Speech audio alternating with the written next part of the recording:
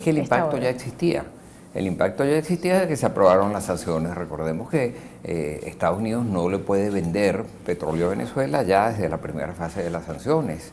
De manera que el impacto adicional no lo hay, ya están en las sanciones anteriores contempladas. Por supuesto, esto dificulta cualquier operación que el gobierno de Venezuela intente hacer con empresas de los Estados Unidos, excepto en el caso de medicinas y alimentos, que sigue estableciéndose una excepción. Pero digamos, las exportaciones de petróleo que iban hacia los Estados Unidos, se entiende que una parte están siendo redirigidas a otros países. ¿Esto podría ser afectado por esta nueva extensión de las sanciones? No, porque eso no está afectando a otros países. Lo que sí está afectando es que el petróleo de Venezuela es muy difícil de vender en otros países. Porque el petróleo de Venezuela es pesado, tiene mucho azufre, tiene muchos residuos metálicos y solamente lo pueden procesar refinerías que estén dotadas de procesos de compresión profunda, de plantas de craqueo catalítico. En China no hay ninguna, en Rusia no hay ninguna, en la India sí hay. Bueno, el petróleo de Venezuela fundamentalmente se dirige hacia los Estados Unidos porque ahí es donde están las principales refinerías del mundo capaces de procesarlo. Y básicamente son las nuestras, las de Citgo. Bueno, pero por ahora no podemos enviar petróleo a Citgo, de manera que Citgo está operando probablemente con petróleo canadiense o mexicano. Pero de lo que se está haciendo un esfuerzo inmenso es para preservar la propiedad de Citgo para los venezolanos. Ese es el esfuerzo. Y estas medidas, que lucen bastante amenazantes para el gobierno, y lo son sin duda, pues sirven indirectamente o directamente para proteger la propiedad de Citgo y los activos de Venezuela en los Estados Unidos. Ahora, también quisiéramos conocer su evaluación del impacto que hasta este momento han tenido las sanciones sobre la industria petrolera en la dinámica y en el mercado petrolero que había conquistado Venezuela a lo largo de los años. Bueno, fíjate que Venezuela, los Estados Unidos era el principal mercado para el petróleo venezolano. Nosotros allí llegamos a exportar 1.800.000 barriles diarios de petróleo en 1998, cuando gana el presidente Chávez. Nosotros éramos el primer abastecedor externo de petróleo hacia los Estados Unidos. Pero a lo largo de los últimos 20 años, esa posición se ha ido deteriorando. El presidente Chávez y el gobierno de la revolución pensó que había que desviar exportaciones del mercado de los Estados Unidos hacia el mercado de China. El único problema es que un tanquero que salía de las costas de Venezuela tardaba 4 días en llegar a las costas del Golfo de México y estacionarse frente a alguna de nuestras refinerías y ahí descargar. Bueno, ese mismo tanquero tarda 45 días en llegar a China, pero no se puede estacionar frente a ninguna refinería porque en China ni hay ni una sola refinería capaz de procesar nuestro petróleo. Esa caída de la producción petrolera ha sido dramática a lo largo de los últimos 20 años. Recordemos que cuando llega el presidente Chávez estábamos produciendo 3,5 millones de barriles, como ya dije, pero de haberse mantenido las inversiones previstas en la apertura petrolera, deberíamos estar produciendo hoy en día 5,5 millones de barriles. Cuando viene el paro, la producción cae dramáticamente. Paro que, según confesó el presidente Chávez en la Asamblea Nacional, él personalmente provocó.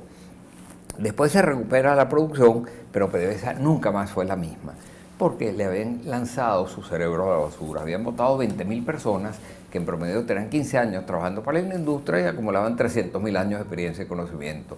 PDVSA nunca volvió a ser la misma. Pero en el año 2008 se aprueba la nueva Ley Orgánica de Hidrocarburos, donde se aumenta el impuesto sobre la renta del 30 al 50%, la regalía del 16 2/3 al 30% y se aumenta la participación de PDVSA del Estado sustancialmente en cada uno de los negocios. De ahí en adelante, la producción petrolera empezó a caer verticalmente, de manera que llegó a una cifra del orden de los 700.000 barriles diarios sin que en nada de esto interviniera todavía las sanciones. Las sanciones vienen a agravar la situación, pero no son las sanciones la causa de este deterioro masivo que ha experimentado la industria petrolera venezolana. Es la falta de inversiones, es la falta de mantenimiento, es la irracionalidad y el dogmatismo con el cual se manejan las inversiones en la industria, es la brutal corrupción que existe dentro de nuestra principal casa matriz petrolera. Es una barbaridad lo que haya ocurrido. Ahora, el mercado internacional de alguna manera se ha reacomodado al dejar de recibir, por ejemplo, los Estados Unidos el petróleo que venía de Venezuela. Por ejemplo, Colombia ha aumentado el petróleo que envía a los Estados Unidos a partir de las limitaciones que tiene la industria petrolera local tras las sanciones. ¿Este escenario se mantendrá tal y como está en este momento tras las últimas sanciones o podría restringirse aún más tras esta orden ejecutiva? Bueno, fíjate lo que pasa. No, restringirse aún más no, porque ya no había exportaciones hacia los Estados Unidos ni importaciones de gasolina, de otros productos de los Estados Unidos. En el área petrolera específicamente ya no hay más restricciones. Lo que está pasando es de otra naturaleza. Lo que está pasando es que ha habido una revolución extraordinaria en los mercados petroleros internacionales, que probablemente nada tienen que ver con Venezuela. Esa revolución es la aparición del fracking, que es una tecnología que ha permitido a los Estados Unidos transformarse en el principal productor mundial de petróleo. ¿Qué es esto del fracking? Mira, los Estados Unidos tienen inmensas reservas de petróleo en un tipo de rocas especiales que se llaman lutitas petrolíferas, donde el petróleo no está en depósitos, en yacimientos, como son los yacimientos convencionales de hidrocarburos. Está en un tipo de roca que se llama lutitas, aprisionado dentro de los poros de esas rocas y entre las capas de esas rocas.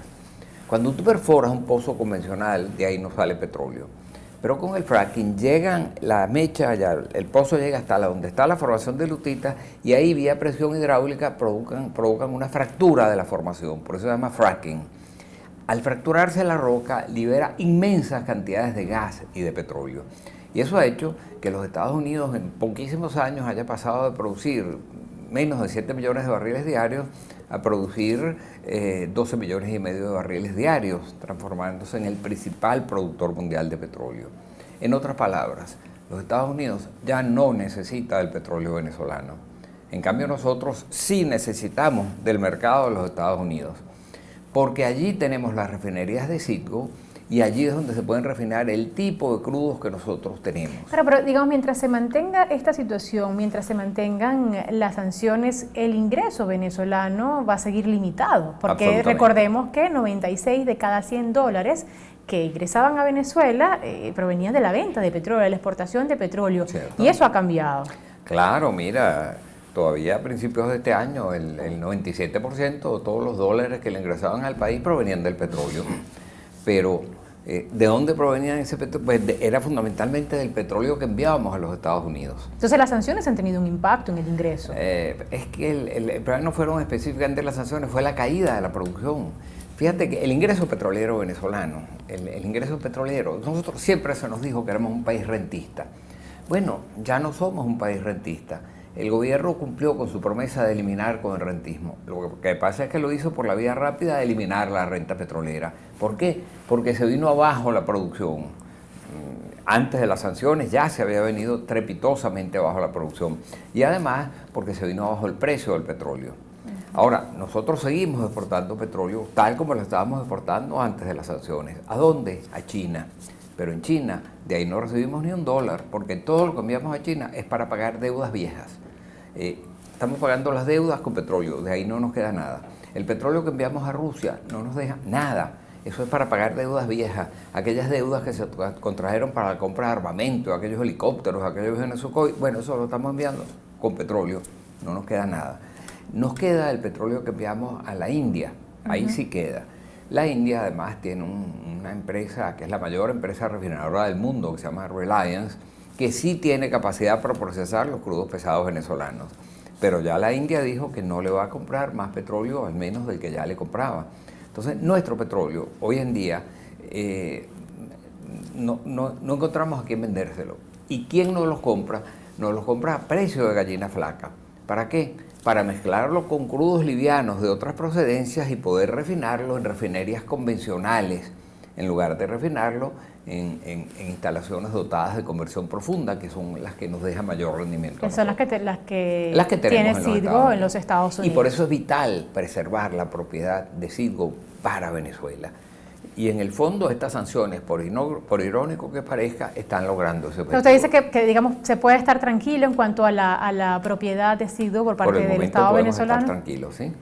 por el momento. Señor Toro, vamos a seguir conversando al regreso de esta pausa y sobre todo de las cifras de producción petrolera de Venezuela en este momento, pero antes queremos compartir con ustedes un tuit que ha colocado Francisco Valencia hace algunos minutos. Francisco Valencia es director de la Coalición de Organizaciones por el Derecho a la Salud y a la Vida, Codevida, a propósito de esta orden ejecutiva firmada por el presidente Donald Trump el día de ayer, que establece el bloqueo, el congelamiento de los activos del gobierno venezolano en los Estados Unidos. Francisco Valencia señala lo siguiente: además de que tiene excepciones en materia humanitaria, el régimen no va a permitir el ingreso de la ayuda internacional y para que exista una verdadera cooperación humanitaria debe darse el cese definitivo de la usurpación. Son medidas necesarias. Es el pronunciamiento de Francisco Valencia, director de la Coalición de Organizaciones por el Derecho a la Salud y a la Vida, Codevida, tras conocerse